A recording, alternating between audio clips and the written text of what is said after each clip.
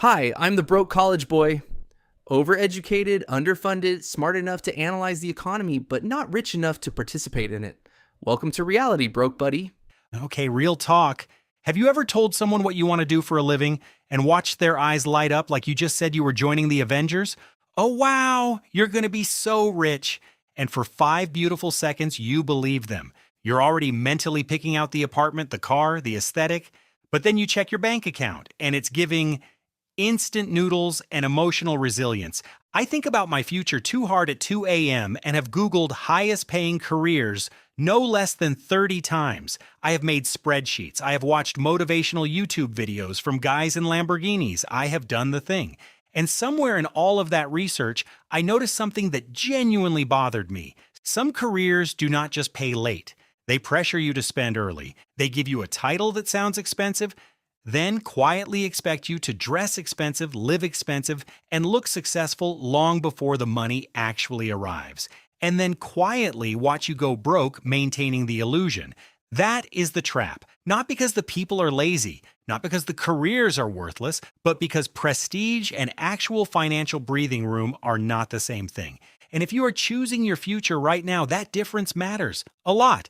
So in this video, we're talking about 5 careers that sound rich, look rich, get treated like they're rich, but keep a lot of people financially stressed, overextended, and quietly broke. Because once the world starts treating you like someone who should be doing well, it gets weirdly hard to admit that you are not.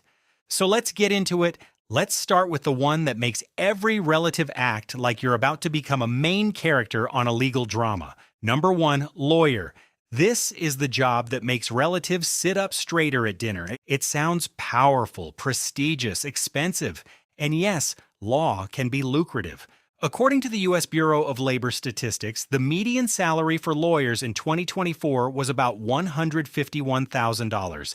That sounds fantastic, but here's the part people skip. The American Bar Association reports that among young lawyers who borrowed for law school, median law school debt was about $112,500. Median total student debt at graduation was about $137,500. And that doesn't include additional costs like bar exam fees or licensing expenses. So imagine this, you're 26, you finally finished law school. Everyone around you assumes you're about to start printing money, but in reality, you're in debt. You move to an expensive city because that's where the jobs are. You get an apartment that is respectable but not flashy. You buy some well-tailored suits, you pay bar association fees, you get malpractice insurance, you do a lot of networking, which apparently just means paying to eat dinner with strangers. You are cash flow stressed in a way that feels insane to explain to anyone who doesn't live it.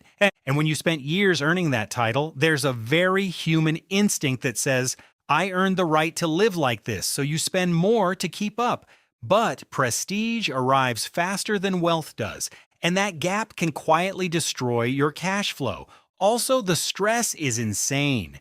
And by the way, if you're watching this thinking, wait, these are all respectable careers, exactly, that's the point. None of these jobs are scams. The trap isn't the career. The trap is the timeline between when the title arrives and when the money actually catches up. And by the way, the last career on this list might be the most shocking one, because globally, it's the job everyone assumes guarantees wealth. But we'll get to that. Next up, real estate agent. This one is fascinating to me because the lifestyle marketing is unreal. Luxury listings, big commissions, beautiful homes. It looks like wealth. But the numbers tell a more complicated story. According to the Bureau of Labor Statistics, the median income for real estate agents in 2024 was about $56,000.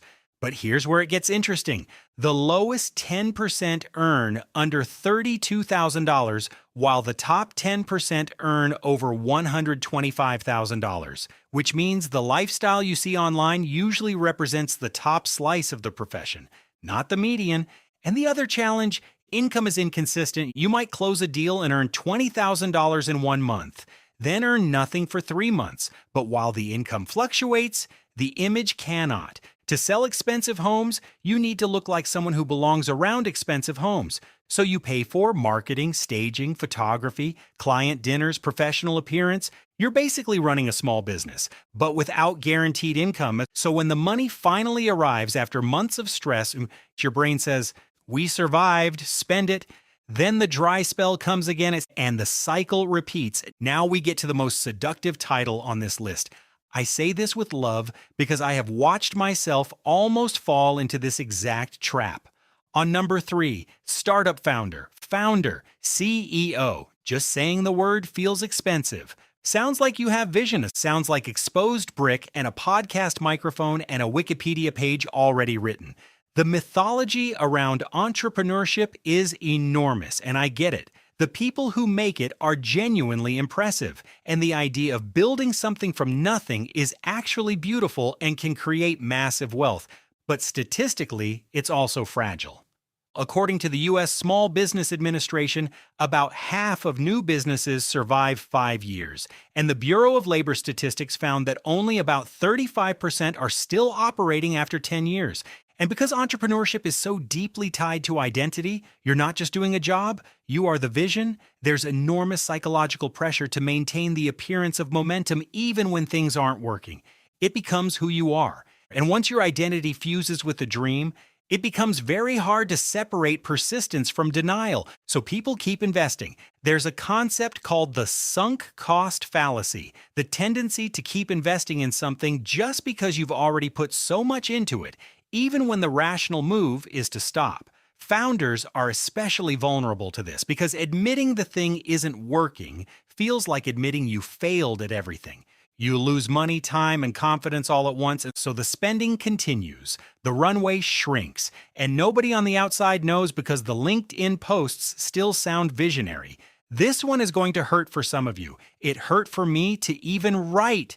Number 4, film, fashion, music, influencers, and content creation, creative work. These industries have aura. The aesthetic is immaculate. The Instagram grid is perfect. But the income distribution is extremely uneven. The Bureau of Labor Statistics notes that median earnings for actors vary enormously, with many earning below the national median income. Fashion, film, music, and content creation broadly follow a similar pattern. A small number of very high earners and a large number of people doing really meaningful creative work for not very much money or just for a few products in exchange.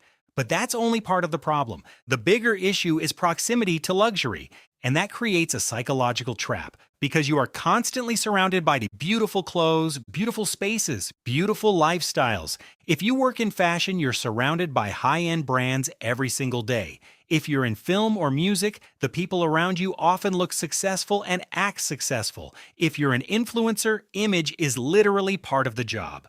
Consumer psychology research shows that repeated exposure to high-status environments raises your spending aspirations, even when your income hasn't moved. You start to normalize things that are objectively out of your budget because they're just everywhere you look. So you might be earning $42,000, but you're operating in a world that visually, culturally, socially feels like $200,000, and the pressure to belong, to not look like you're the one who doesn't belong, can quietly push you into credit card debt just to feel like you're in the room.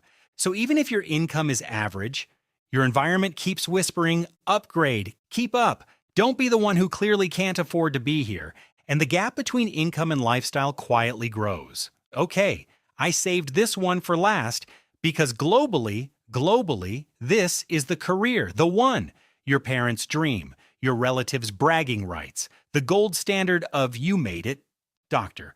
Globally, medicine is the career people associate most strongly with wealth. Long-term, doctors absolutely can earn very high incomes. Medscape compensation reports show physicians earning anywhere from $200,000 to well over $400,000, depending on specialty. That's real money. But the early years can be financially shocking. According to AAMC data, the median medical school debt for graduates is about $215,000. Meanwhile, the average first-year resident salary is about $68,000 per year. So imagine this situation. You graduate with over $200,000 in debt, you work 60 to 80 hours per week, and you earn roughly the equivalent of a modest middle-class salary. But socially, everyone already thinks you're rich. Your family, your friends, strangers at parties, literally every person you will ever meet treats you like you're already rich. So there's lifestyle pressure to match the expectation, to drive something that isn't embarrassing, to live somewhere safe near the hospital, to dress professionally, to show up to weddings looking like a person who is absolutely thriving despite working ungodly hours. Meanwhile, you are deeply tired, deeply in debt, and performing financial stability you do not yet have. The disorientation of looking rich while feeling broke is especially acute here because the debt load is enormous and the earning delay is long.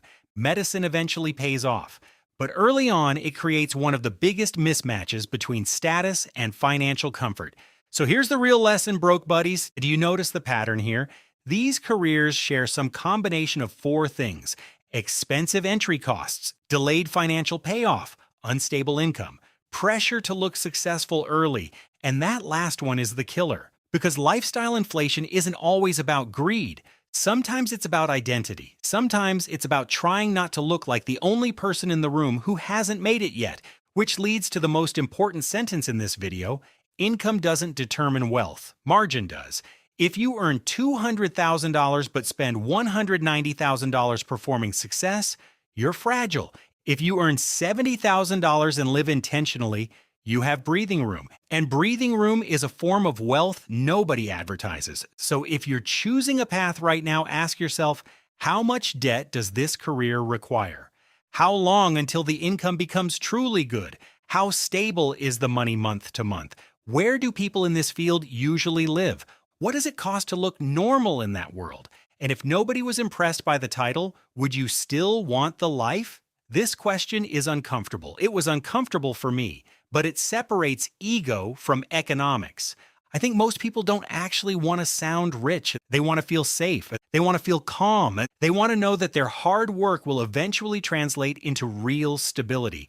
Because a career that forces you to perform success before you feel secure, that isn't peace, that's theater. Prestige arrives fast, but stability builds slowly. And sounding impressive at 22 is nice, but being financially calm at 32, that's the real flex. All right, that's it for this episode. Broke Buddy, subscribe, follow, join the chaos. This is the community for people who are future rich, currently broke, and trying to make smarter decisions along the way. And I'm genuinely curious, which career on this list surprised you the most? Lawyer, real estate, founder, creative work, or medicine? Because one of these usually hits people personally. Let me know in the comments. And next episode, we're talking about something even more uncomfortable: why smart students pick the wrong degree. See you next time, broke buddies, broke to bankable. One episode at a time.